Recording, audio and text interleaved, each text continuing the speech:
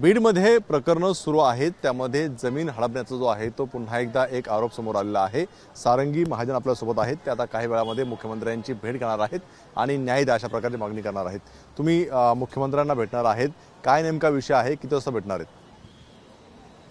आज माझी सह्याद्रीवर मुख्यमंत्र्यांसोबत भेट आहे। त्यांनी आजची वेळ दिलेली आहे मला आणि सकाळी मी अजितदादांना पण भेटले। मी माझी जमीन जी आहे जिरेवाडी 242 गट नंबरमध्ये, ती जमीन धनंजयचे जे माणसं आहेत आणि त्याच्या हाताखालचे सगळे लोक आहेत, त्यांनी सगळ्यांनी मिळून ती हडप केली आहे। त्याच्यात गोविंद मुंडे हा त्याच्या घरचाच नोकर असल्यामुळं त्यांनी पुढाकार घेऊन माझ्याशी संपर्क करून माझी पूर्ण जमीन हडप केली।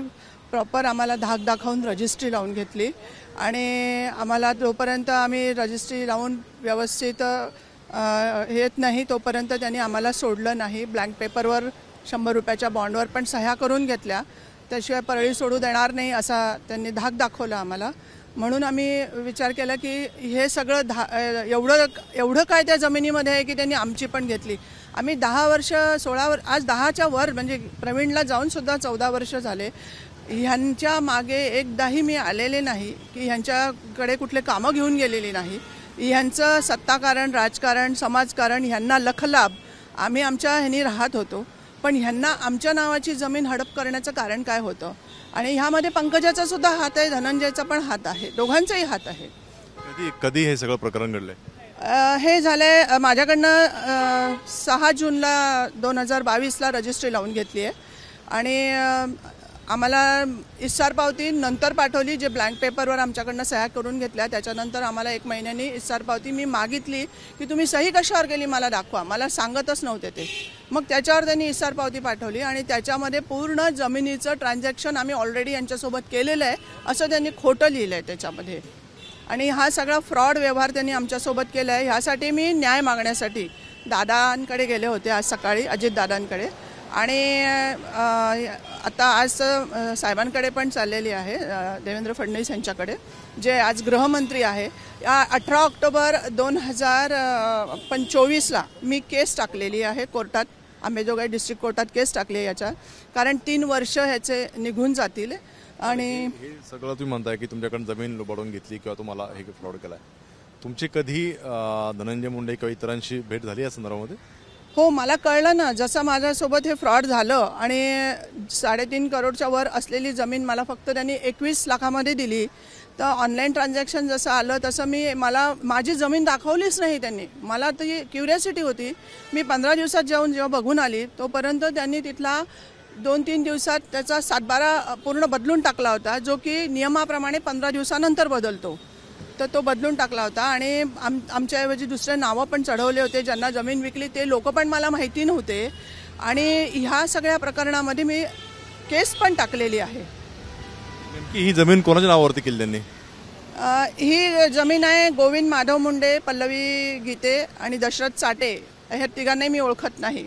पल्लवी गीते ही त्या नोकराची सून आहे, त्या गोविंद बालाजी मुंडेच्या। कोणाकडे नोकर आहे ते? धनंजय मुंडेच्या घरचा नोकर आहे, पहिल्यापासून पंडित अण्णांची सेवा करायचा। नंतर कालांतराने त्याच्या बायकोला नगरसेवकाचं पद दिलं होतं त्यांनी, आणि नगरसेवकाच्या भरोशावर त्यांनी 4 गाड्या, 1 बंगला, फार्म हाऊस, स्टोन क्रशरचा बिझनेस प्लस शेती, एवढं काही त्यांनी माया जमा करून ठेवली आहे। हे सगळं बघून मी सुद्धा अवाक झाले की आमच्यासारख्या लोकांकडे पण इतकं नाही आहे जेवढं या नोकराकडे आहे, पण तो माझा लुकआउट नव्हता। हे सगळं बघितल्यावर मी 1.5 वर्ष धनंजयला फॉलोअप केला पूर्ण, की अगदी त्याला म्हणजे राजा बेटा बापू असं गोड बोलून की बाबा तूच कर, तू माझा नातेवाईक आहे आणि आम्हीला एवढी तू मदत करू शकतोस ना। आणि तोपर्यंत मला माहिती नव्हतं की एक्झॅक्ट ह्यांचं काय, ह्यांनी हा मध्ये आहे का नाही। पण जसं मी ह्याच्याकडे गेली, हा टाळाटाळ करायला लागला की मामी तू माझ्याकडे यायला पाहिजे होतं, तू परस्पर विकून टाकली जमीन। त्याच्यानंतर त्यांनी हे पण म्हणलं की मामी तुझा फॉलोअप मला कमी पडला। हे बघितल्यावर मग माझ्या लक्षात आलं की अरे हा मला जास्तच त्रास द्यायला लागला आहे। परळीला गेलं की हा परळीच्या बाहेर निघून जायचा आणि भेटायचा नाही, मग बाई भेटायच्या, म्हणजे त्याची आई भेटायची। हे असेच त्यांनी प्रकरणं 1.5 वर्ष चालू केले। ह्याला मी हॉस्पिटलला भेटायला गेली सुरुवातीला, जेव्हा त्याचा ॲक्सिडेंट झाला होता नानावटीला, त्यावेळेला मी त्याला, नानावटी का ब्रिज कँडीमध्ये होते ना, हां, तर तिथे मी गेले होते आणि तिथे त्याला मी म्हटलं तर तो मला म्हणला मामी तू काही घाबरू नको, मी तुला तुझी जमीन मिळवून देतो, मी परळीचा किंग आहे, परळीत कुठलीही जमीन विकली तर मला कळतं आणि माझ्याशिवाय जमीन कोणाची विकल्या जात नाही. मग मी समजून गेली की अरे ह्याचा थोडं बहुत काहीतरी आहे याच्यात. पण मी थोडी आशा धरली होती की चला आपला नातेवाईक आहे तर हा आपल्याला मदत करेल. पण ह्यानी हा वेळ काढत होता. 3 वर्ष जमिनीचे माझे कसे संपतील, कारण मग मी एलिजिबल राहणार नाही कोर्टात जाण्यासाठी.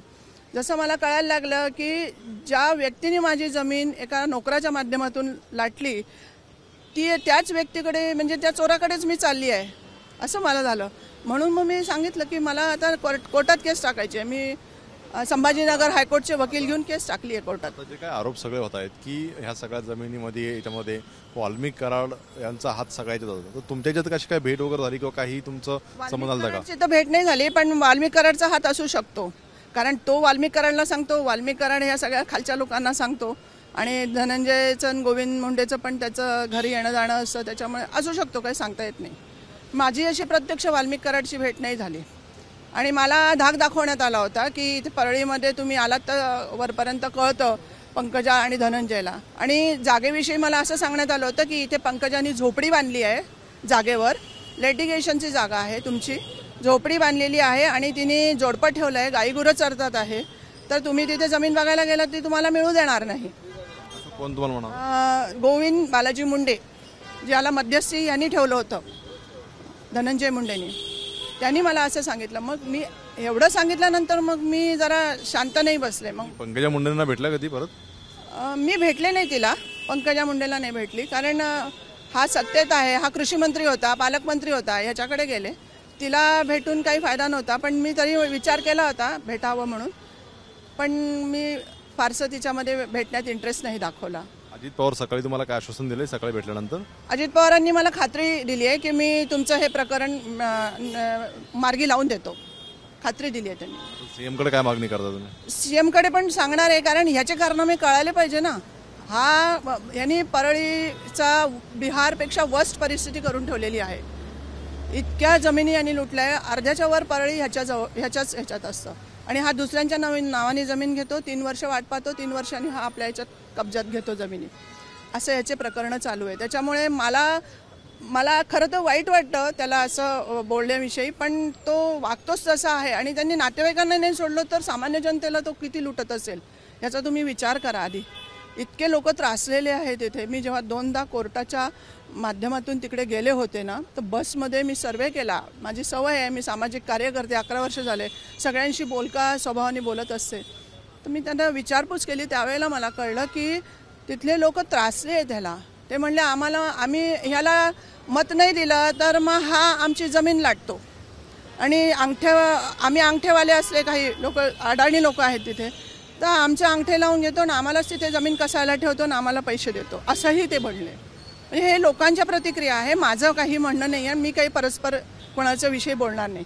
तिथे त्या लोकांनी हे पण मला सांगितलं की ह्याचे सगळे जे खालचे लोक आहेत, वाल्मिक कराड आणि त्याच्या सगळे जे त्यांचं टोळ भैरव, ते सगळे आमच्या लेकी सुनांच्या अंगावर हात टाकतात, हे करतात. म्हणजे त्यांची इज्जतीचा प्रॉब्लेम असतो, म्हणून आम्हाला याला मत द्यावंच लागतं. पंकजाला आम्ही जाणून बुजून पाडलं, आम्हाला उसाला भाव मिळाला नाही हेही त्यांनी मला सांगितलं. आम्हाला पंकजाला निवडून द्यायचं नव्हतं हेही सांगितलं. आता बीडचं प्रकरण एवढं गाजं असताना पुन्हा एकदा आता जे आहे ते जमीन लाटल्याचा आरोप जो आहे तो सारंगी महाजनांनी केलेला आहे आणि जमीन लाटण्यामध्ये धनंजय मुंडे आणि पंकजा मुंडे यांचा थेट असल्याचाही आरोप त्यांनी केला आहे. त्यामुळे मुख्यमंत्र्यांना भेटल्यानंतर आता मुख्यमंत्री काय भूमिका घेतात हे पाहणं सुद्धा महत्त्वाचं राहील. कॅमेरामन दीपेश महाजन, स्वराज सुणे, एबीपी माझा, मुंबई. एबीपी माझा, उघडा डोळे बघा नीट.